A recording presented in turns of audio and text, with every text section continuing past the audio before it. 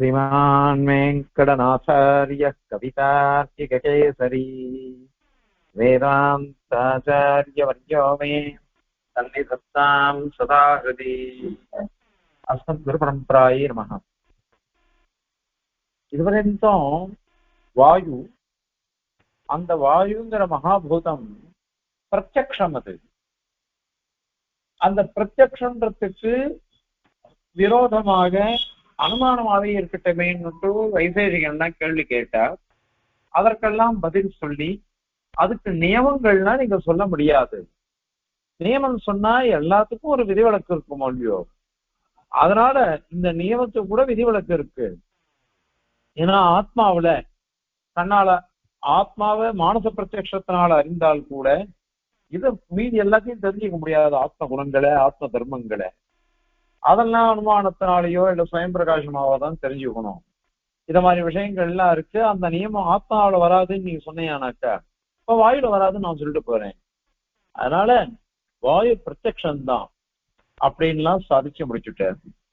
இப்போ இந்த மகா இது சிரேஷ்ட பிராணன் ஒண்ணு இருக்கு. பிராணன், இந்த பிராணன்றது என்னது? இது என்ன வாயுவனுடைய ஒரு விசேஷம்தான். அது வாயுவனுடைய விசேஷம். பிரம்மசூத்திரத்துல 2வது அத்தியாயம் 4வது பாதம், அதுல வாயு கிரியாதிகரணம் அப்படின்னு ஒரு அதிகரணம். அந்த அதிகரணத்துல 4 சூத்திரங்கள், வாயு கிரியே பிரதகபதேசாத் சக்ஷுராதிவஸ்து சகசிஷ்டியாதிப்யா அப்படிலாம் சொல்லி 4 சூத்திரங்கள்னால இந்த முக்கிய பிராணங்கிறது என்னது? இது என்னது? இது ஏன்னா இத ஒரு தத்துவமா சொல்ல முடியுமா? தனி தத்துவமா சொல்ல முடியுமா? தனி தத்துவமா சொன்னாக்க எத விரோதம் உண்டா? அல்லது கிரியையா சொல்லலாமா? கிரியையா சொல்லலாமா? தத்துவமா சொல்லலாமா? இந்த மாதிரி எல்லாம் கேள்வி கேட்டு அங்க பதில் சொல்றார். வாயு கிரியே, வாயுவே வா முக்கிய பிராணன் ஒண்ணு சொல்ற முடியோ, அது வாயுவே வாயு மகாபூதமே முக்கிய பிராணன் சொல்ல முடியுமா அப்படின்னு ஒரு கேள்வி வரும். அல்லது முக்கிய பிராணன்றது ஒரு தனி தத்துவம் அப்படின்னு சொல்றீங்களா, அப்படி ஒரு கேள்வி வரும். அதே மாதிரி வாயு ஒரு வாயுனுடைய செயல் சொல்றா பாருங்க, அந்த செயலா என்ன? பிராணன்னா என்ன பண்றோம்? பிராண இழுத்து விடு, மூச்சை இழுக்கிறோம், மூச்சை வெளில விடுறோம், இத மாதிரி பண்றோமோ இல்லையோ, அதனால அந்த செயல் தான் அது அப்படின்னு சொல்றதா? இத மாதிரி எல்லாம் கேள்வி வரும். இந்த கேள்விக்கெல்லாம் பதில் சொல்றார் சூத்திரக்காரர். என்ன? வாயு கிரியே பிரதகோபதேசாத் அப்படின்னு சாய்க்கிறார் சூத்திரக்காரரே. இத பாஷ்யக்காரர் ரொம்ப விளக்கி சொல்லியிருக்காரு. இத எப்படி சொல்றார் அப்படின்னாக்கா, வாயு மகாபூதமே இந்த பிராணன் அப்படின்னு சொல்ல முடியாது. ஏன் சொல்ல முடியாது அப்படின்னாக்கா, அங்க ஸ்ருதி இருக்கு.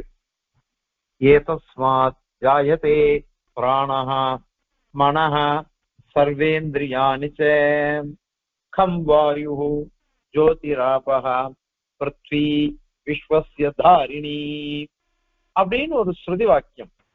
இந்த வாக்கியத்துக்கு அர்த்தம் என்னன்னா, இந்த பரமபுருஷன் இருக்கானே பரமாத்மா, அவனிடமிருந்து ஜாயத்தை உற்பத்தி ஆகிறது. எது? பிராணன், முக்கிய பிராணன் உற்பத்தி ஆகுறதுன்னு முதல்ல பிராணனை சொல்லி எடுத்து, அதுக்கப்புறம் மனசு, அதுக்கப்புறம் இந்திரியங்கள் சர்வேந்திரியானிச்சு. ஏதஸ்மா ஜாயதே பிராணஹா மனஹா சர்வேந்திரியானிச்சு. அதன் பிறகு பாருங்க, கம் ஆகாசம், அப்புறம் வாயு ஜோதிஹி அப்படின்றதுனால தேஜோ மகாபூதம், அதுக்கப்புறம் ஆபஹ அப்படின்றதுனால ஜலம், கடைசியில பிருத்திவி அப்படின்னு சொல்றது. இப்போ வாயுதான் முக்கிய பிராணன் அப்படின்னு சொன்னோம்னாக்க அப்ப இந்த கேள்வி வந்துடும். ஏன் இந்த உபநிஷத்தை பிரிச்சு சொல்றது? பிராணன் வாயு அப்படின்னு தனித்தனியா சொல்லிவிடுத்தே. பெருமாள் கிட்ட இருந்து தனித்தனியா உற்பத்தி ஆச்சு. வாயுவும் உற்பத்தி ஆச்சு, முக்கிய பிராணனும் உற்பத்தி ஆச்சு அப்படின்னு இருக்கும் இல்லையோ. இப்ப இது மாதிரி உற்பத்தி ஆச்சுன்னு தனியா சொல்லும் பொழுது வாயுவே முக்கிய பிராணன் சொன்னா தவறு இல்லையா? ஏன்னா ரெண்டு தத்துவமா சொல்லிட்டு போயிட்டார். இப்ப இந்திரியங்களை மன சர்வேந்திரியானுச்சேன்னு ஒரே மாதிரி சொல்லிவிடுச்சு உபநிஷத்து. ஆனால் பிராணனையும் வாயுவையும் தனியா சொல்லிட்டு போயிடுச்சு. அதனால இந்த பிராணன் வாயுதான் அப்படின்னு சொல்ல முடியாது. சரி, வாயுவனுடைய கிரியை தான் இது அப்படின்னு சொல்லலாமா? கிரியைன்னு சொல்லலாமான்னா அதுவும் சொல்ல முடியாது. ஏன் அப்படின்னா இந்த கிரியைன்னு சொல்றதுக்கு பிரமாணம் இல்லை, பிரமாணம் கிடையாது. ஏன் பிரமாணம் இல்லைன்னா ஸ்ருதியில அந்த மாதிரி எதுவும் சொல்லவே இல்லை. ஸ்ருதியில அந்த மாதிரி சொல்லவே இல்லை. சொல்லாததுனால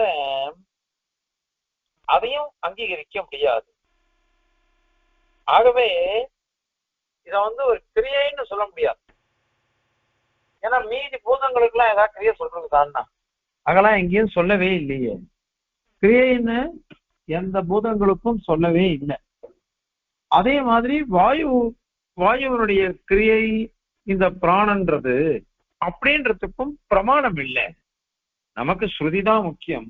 அந்த ஸ்ருதி எங்கேயுமே சொல்லல. சொல்லாததுனால இது கிரியைனும் அங்கீகரிக்க முடியாது, கிரியைனும் அங்கீகரிக்க முடியாது. சரி, வேற ஒரு தத்துவம் இது, வேற ஒரு தத்துவமே சொல்லாமே. ஏன்னா இப்ப நீ தான் சொல்ற தனித்தனியா வேதம் சொல்றது. ஏதஸ்மா ஜாயதே பிராணஹா மனஹா சர்வேந்திரியானிச்சன் இருக்குது. அத மாதிரி இந்த வாயு பிராணன் தனித்தனியா தானே படிக்கப்பட்டிருக்கு. அதனால இந்த பிராணனை ஒரு தனி தத்துவம் அப்படின்னு சொல்லலாமே அப்படின்னு கேட்டா அதுவும் சொல்ல முடியாது. ஏன் சொல்ல முடியாது அப்படின்னு கேட்டாக்கா, இது இந்த சிருஷ்டி பிரகரணம் இருக்கோ இல்லையோ, சிருஷ்டி பிரகரணத்திலேயோ அல்லது தத்துவங்கள் இவ்வளவு அப்படின்னு சொல்ல சேவோ இந்த பிராணனை தனியா சொல்லவே இல்லை. பிராணனை தனியா எங்கேயுமே சொல்லல, இவ்வளவுதான் அப்படின்னு சொல்லவே இல்லை. அது சொல்ல தத்துவத்தை சொல்லலை. ஏன்னா ஏற்கனவே சொல்றோம், பகவானை பத்தி சொல்லச்ச தம் ஷட்விம்சம் 26வது தத்துவமா சில பேர் சொல்றா, இன்னும் சில பேர் 27வது தத்துவமா சொல்றா அப்படின்னுட்டு சொல்றோம். உபநிஷத் வாக்கியமே இருக்கு, மந்திரிகா உபநிஷத்துல அதெல்லாம் சொல்லிருக்கு. அதை சொல்லும் பொழுது இப்ப இவன் என்ன கேட்கிறா, இது தனி தத்துவம்னு சொன்னீங்கன்னு வச்சுக்கோங்க, அப்ப அதுக்கு பதில் இங்க உபநிஷத்துல எங்கேயாவது சொல்லணும். இந்த 26 27 தான் சொல்றது. 24 தத்துவங்கள் அச்சேதன தத்துவங்களா இருக்கு. 25வது ஜீவ தத்துவம், 26வது பெருமாள். காலத்து தனியா ஒத்துண்டோம்னாக்க 27, காலத்தை அந்த வஸ்துவோட சேர்த்து சொன்னாக்க 26 தான். அப்படின்லாம் இருக்கு. அப்படி இருக்கும் பொழுது நீங்க முக்கிய பிராணம் 100 தத்துவம் அப்படின்னு சொன்னாக்க அப்ப என்ன ஆயிடும், 28 27 அப்படின்னு ஆயிடும். ஏன்னா சாயங்காலம் அவங்க கிட்ட பரியாசம் பண்றப்போம், அவளை கண்டனம் பண்றப்போம், அவன் சொல்றது சரியா வராது. ஏன்னா சத்துவம் தமசு அதெல்லாம் தனித்தனி திரவியம் அவ சொல்ற, நாம குணமா தான் ஒத்துருப்போம்.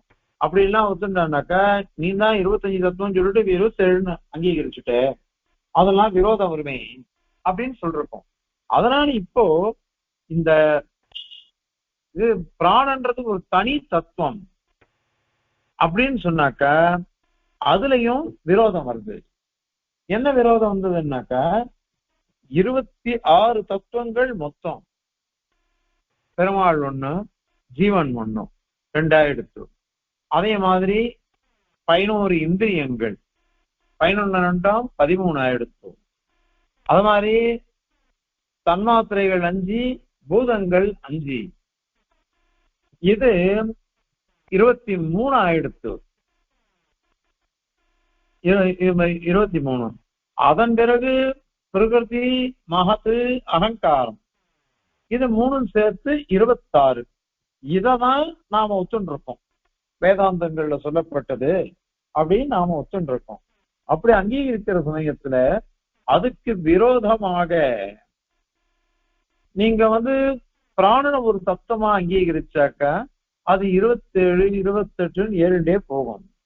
7 போறது தோஷம் இல்லை. ஆனா அந்த மாதிரி ஸ்ருதியில இல்லையே. இல்லாத ஒரு விஷயத்தை போய் எப்படி சொல்ல முடியும்? சொல்ல முடியாது இல்லையோ. அதனால இது தனி பூதம் அல்லது தனி தத்துவம் அப்படின்னு சொல்லவே முடியாது. இப்படி சொல்ல முடியாததுனால இந்த பிராணனை வேற என்னன்னு சொல்றது அப்படின்னு சொன்னாக்கா, அதற்கு பதில் என்ன சொல்ற நம்ம சித்தாந்தத்துல, வாயு மகாபூதம் அதனுடைய நிலை ஒரு தனி நிலை. தனி நிலைதான் இது. இதுக்கு உதாரணமே சொல்றோம்.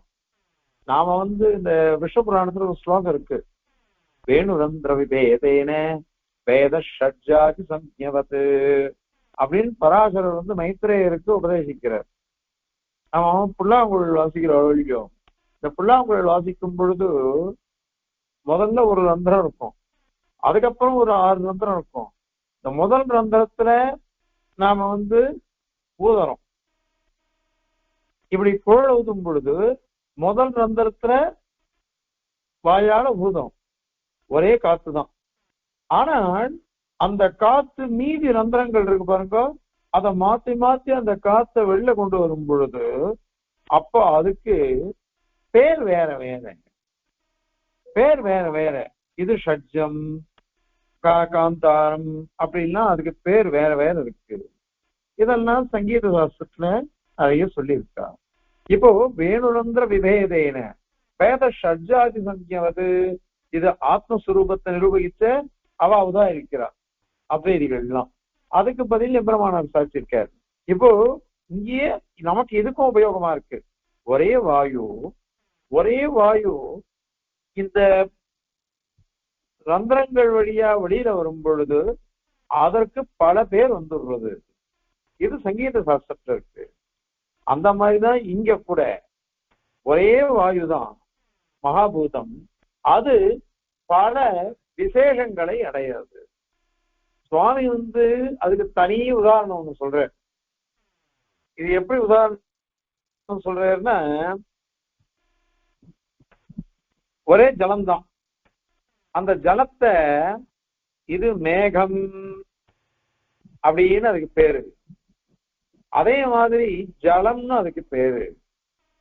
அத மாதிரி பனிக்கட்டின்னு அதுக்கு பேரு. காலமேகப்புலவன் மோர் வாங்கிட்டானோ, மோர் வாங்கிட்டாக்கா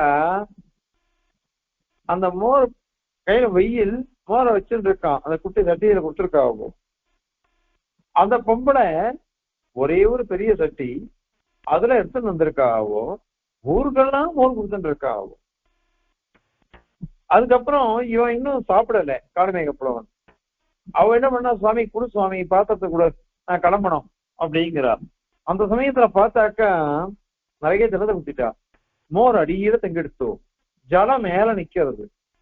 அப்ப அவன் பாட்டு பாட ஆரம்பிச்சுட்டான், ஆஹா உனக்குதான் எத்தனை பேரு, மேல இருக்கச்ச கார் என்று பேர் படைத்தாய், மழை பெய்யச்ச மழைன்னு உனக்கு பேரு, பூமியில வரைச்ச நீருன்னு பேரு, ஓடும் பொழுது ஆறுன்னு பேரு. ஆனால் இந்த பொம்பளை கிட்ட வர்ற சமயத்துல மோர்காரி கிட்ட வரைச்ச மோருன்னு உனக்கு பேர் வந்துட்டு அப்படின்னு சொன்னான். இது பரிகாசம் பண்றதுக்கோசரம் அது வருது, பரிகாசம் பண்றதுக்கோசரம் அது வருது, பரிகாசம் பண்றதுக்கோசரம். ஆனா உண்மையிலேயே பாருங்க, இங்க ஒரே தீர்த்தம், அந்த தீர்த்தம் மேகம் அப்படின்னு சொல்லச்ச கருமேகம் சொல்றோம், நீருண்ட மேகம் அப்படின்னு சொல்லச்ச அதுக்கு மேகம்னு அதுக்கு பேரு. ஆனால் அது கெட்டிப்பட்டு போயிடுச்சுன்னு வச்சுக்கோங்க, அதை நாம என்ன சொல்றோம், பனிக்கட்டி அப்படின்னு சொல்றோம். உருகி போயிடுச்சுனாக்க இது ஜலம் அப்படின்னு சொல்றோம். ஜலத்தினுடைய பல நிலைகள், பல நிலைகளை தான் இந்த இடத்துல கணம். கணம் அப்படின்னாக்க மேகம்னு பேரு, ஜலம்னு பேரு. மேகம், ஜலம், பனிக்கட்டி, இத மாதிரி எத்தனையோ பேர் இருக்குது. அந்த மேகம் சொல்றதுல பஞ்சாக்னி வித்தியை ஒண்ணு சொல்றது,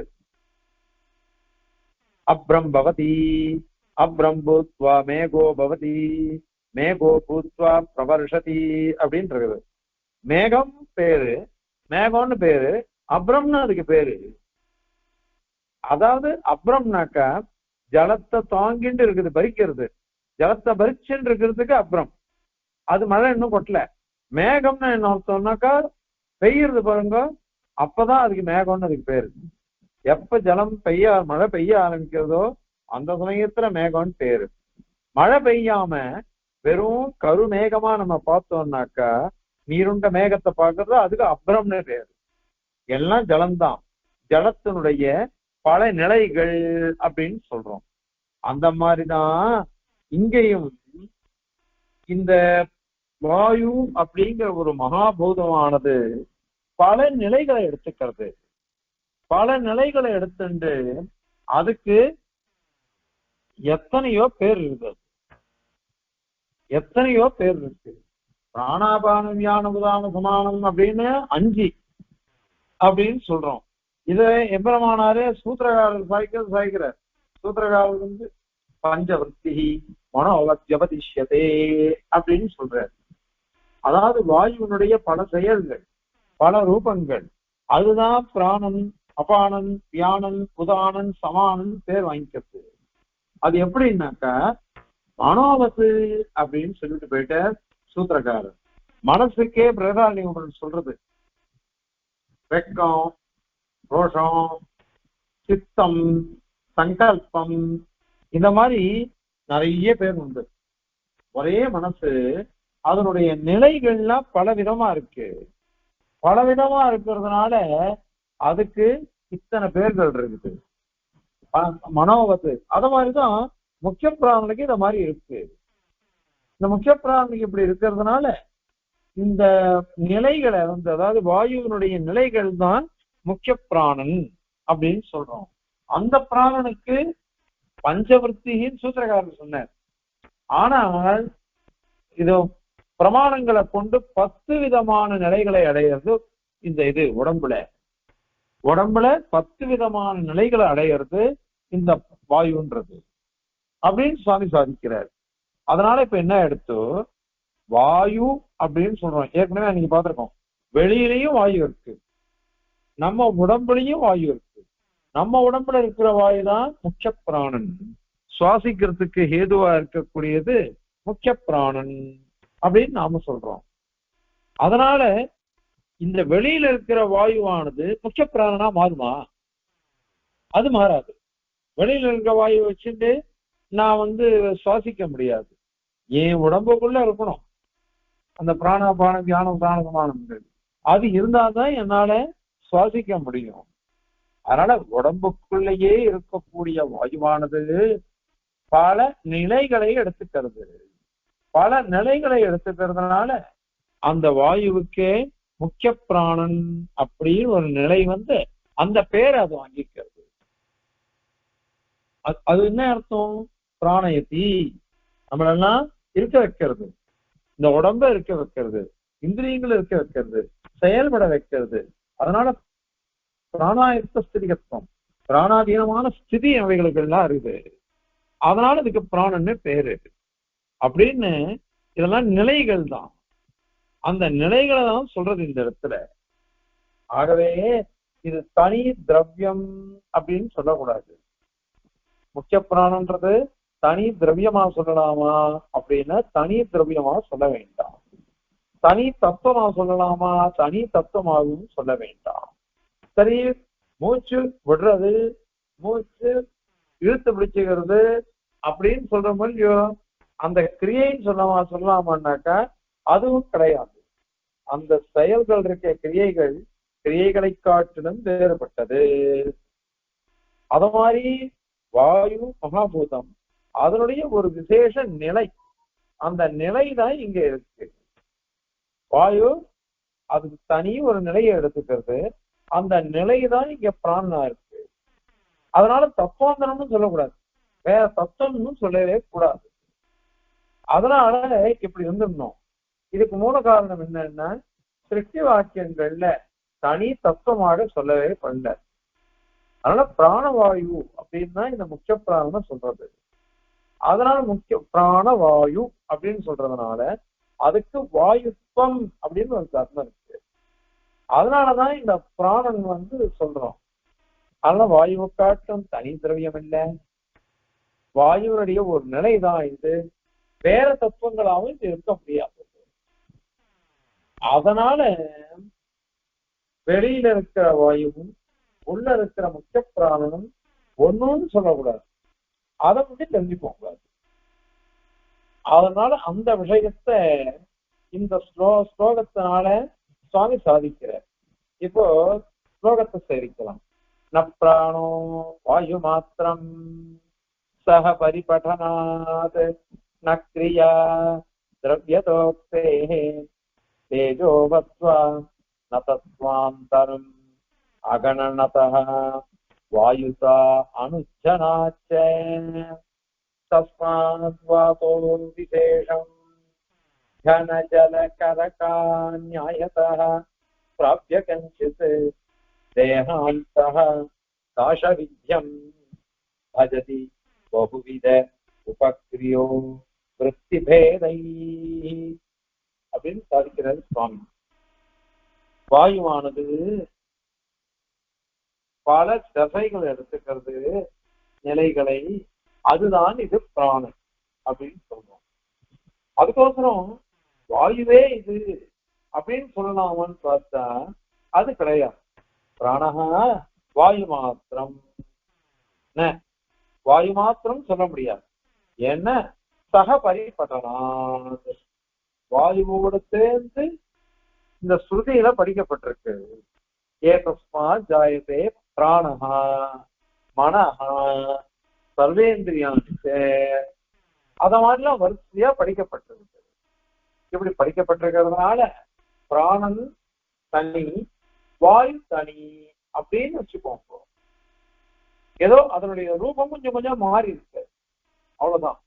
அதனால அந்த ஸ்ருதியில வாயுவும் பிராணனும் தனித்தனியா படிக்கப்பட்டிருக்கிறதுனால சொல்லப்பட்டிருக்கிறதுனால வாயுவே பிராணன் சொல்லக்கூடாது அப்படின்னு முதல்ல சொல்லிட்டேன்.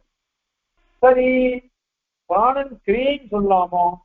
இந்த முக்கிய பிராணன் வாயுனுடைய கிரியை அப்படின்னு சொல்லலாமான்னு பார்த்தா அதுவும் முடியாது. ஏன்னா திரவியதோக்தே, திரவியத்துவம் சொல்லப்பட்டிருக்கிறது. ஏன்னா ஏதஸ்மாஜாயதே பிராணஹா மனஹா சர்வேந்திரியாணி, அது மாதிரி கண் வாயு ஜோதிஹி ஆபஹ பிருத்வின்னு இந்த மாதிரி திரவியங்களோடு சேர்ந்து படிக்கப்பட்டிருக்கிறதுனால அது திரவியமாகத்தான் இருக்கும். அதனால திரவியதோக்தே பிராணஹ கிரியான, திரவியத்துவம் சொல்லப்பட்டதுனால பிராணனானது கிரியை அப்படின்னு சொல்ல முடியாது. அதனால வாயுவோட கிரியை இல்லை.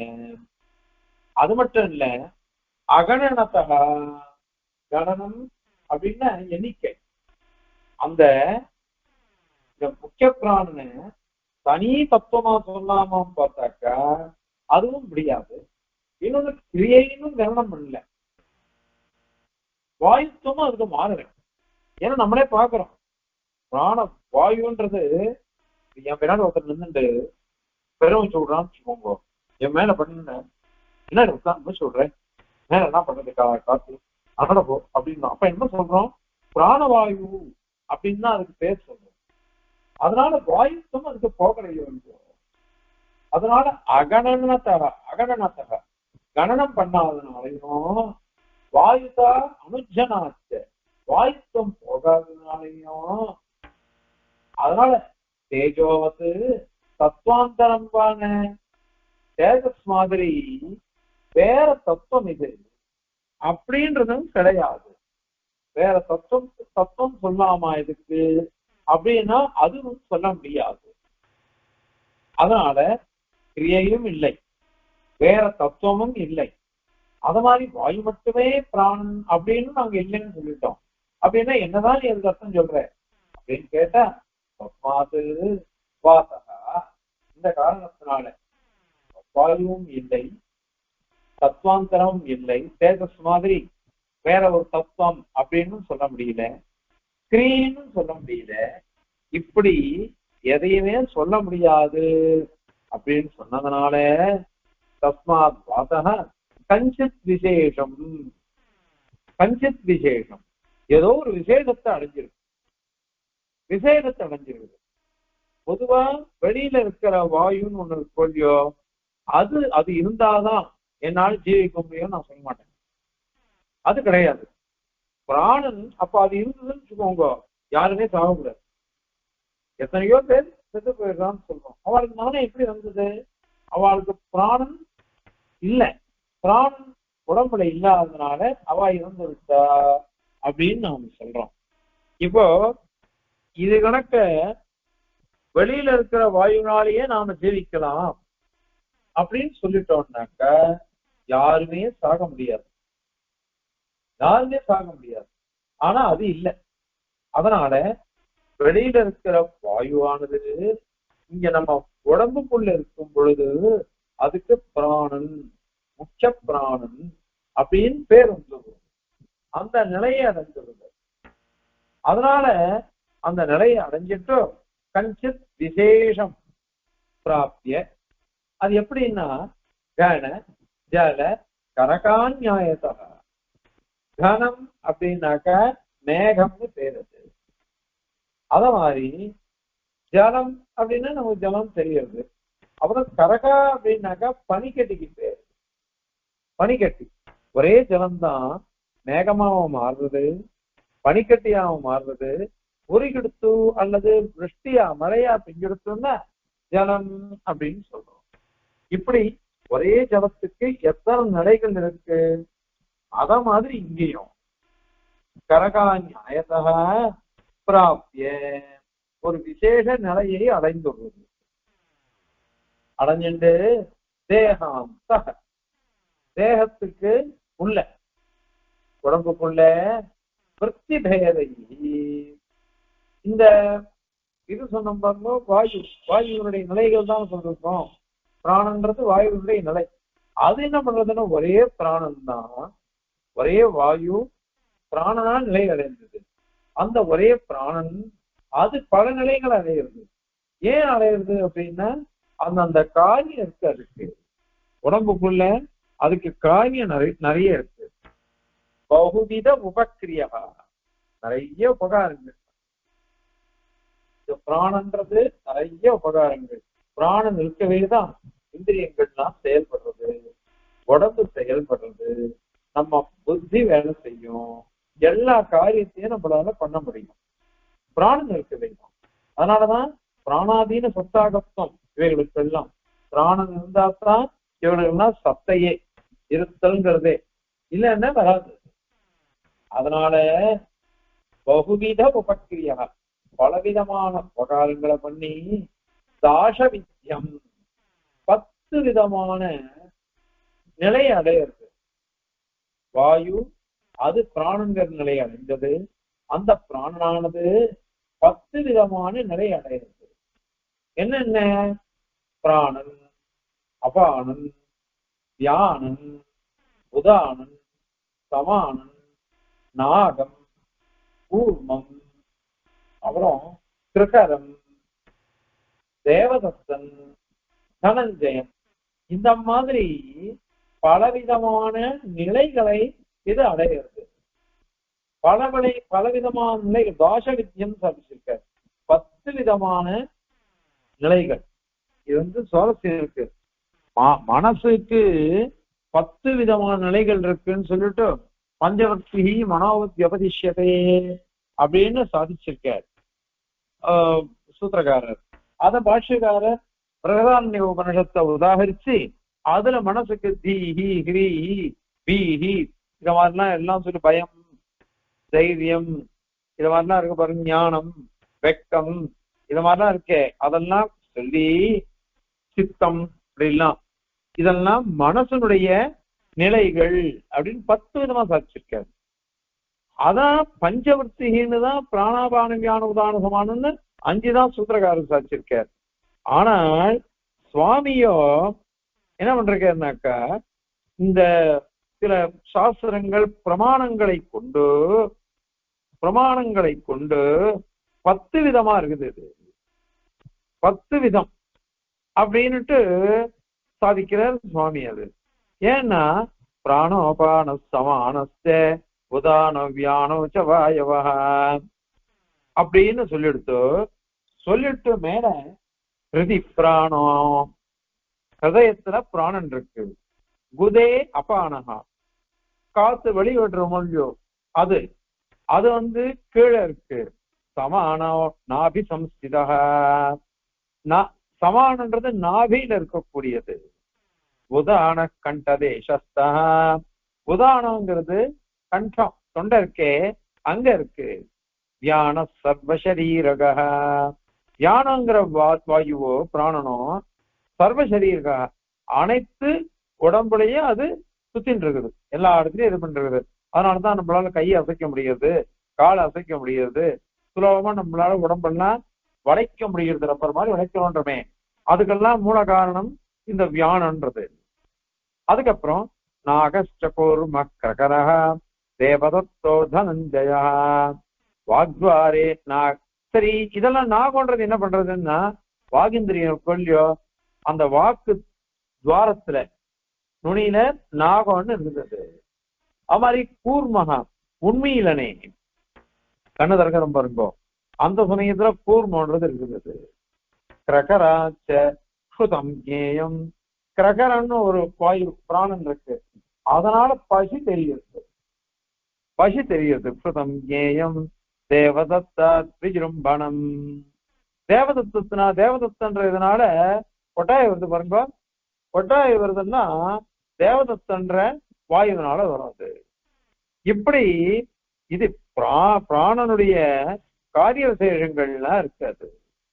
இன்னொன்னு கொத்திமலம் சுவாமி சாதிக்கிறார், இது 10 தான் இங்க சொல்லி இருக்கு, ஆனால் இன்னும் நிறைய சூக்ஷமான நிலைகள்லாம் இருக்கு. அதுக்கு யோசிச்சுட்டே பார்த்தா, ஆராய்ந்துட்டே பார்த்தா நிறைய இருக்கு. நம்ம உடம்புல என்ன காரியங்கள்லாம் நடக்கிறதோ அது அத்தனைக்கும் எத்தனையோ பிராணனுடைய செயல்கள் தான் அது மாதிரி வருது. அதனால பல விற்த்திகள் இருக்கு வாயுவுக்கு. ஆனா இதெல்லாம் யோக சாஸ்திரத்தை சொல்லப்பட்டிருக்கு. இதை என்ன பண்ணணும்னா, முக்கியமான பிரதானமான காரியங்கள் எது, அது பஞ்சவர்த்தி அப்படின்றோம். பிராணாபானம் யான உதான சமானம் அப்படின்னு சொல்றோம். அந்த மாதிரி பஞ்சவர்த்தி அதுதான் பிரதானம். அதை கொண்டு சூத்திரக்காரர் சொல்லிட்டு போயிட்டார். அதனால இந்த இதுவே இல்லை. ஆகவே இந்த பிராணன்றது என்னதுன்னு வாயுவினுடைய ஒரு விசேஷ நிலை அதுதான் அப்படின்றத இந்த ஸ்லோகத்தினால சாதிக்கிறார். இப்ப இந்த ஸ்லோகத்தை சேவிக்கலாம். நப்ராணோ வாயு மாத்திரம் சக பரிபடனாத் நக்ரியா திரவியதோக்தேஹே தேஜோவத்வா நதத்வாந்தரம் அகணனதஹ வாயுதா அனுஜ்ஜனாச்ச தஸ்மாத் வாதோ விசேஷம் घनजलकरकान्यायतः प्राप्य कञ्चित् देहान्तर्दाशविद्यं भजति बहुविधो सक्रियो वृत्तिभेदैः कवितार्किकसिंहाय कल्याणगुणशालिने श्रीमते वेङ्कटेशाय वेदान्तगुरवे नमः. अस्मद्गुरुपरम्परायै नमः.